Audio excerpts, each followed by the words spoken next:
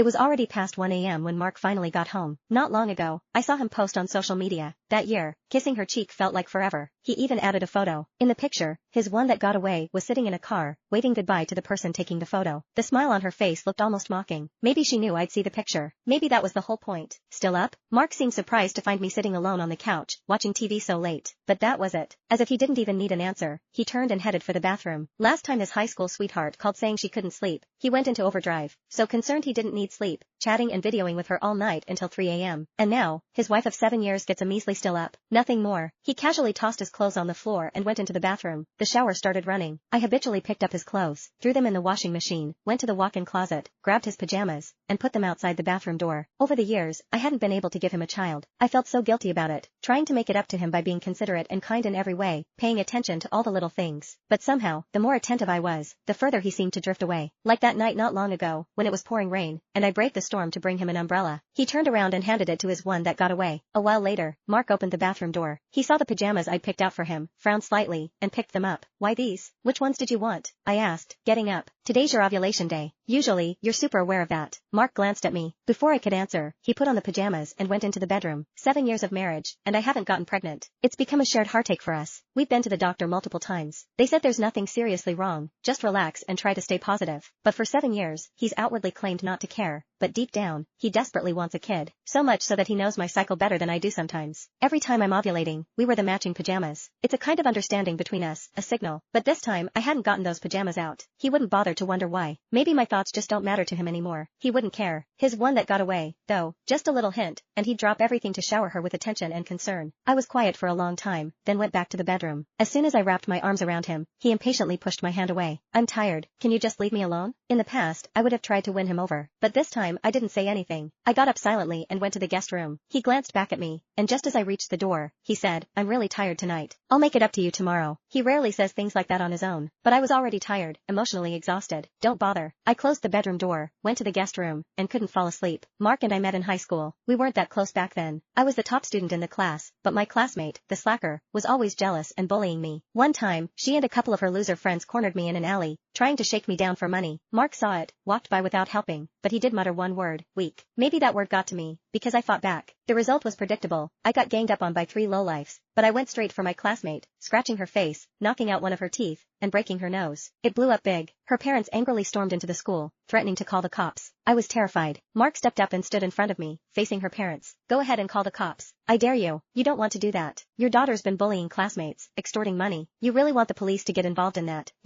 find out all the details? I don't know if she'll do jail time,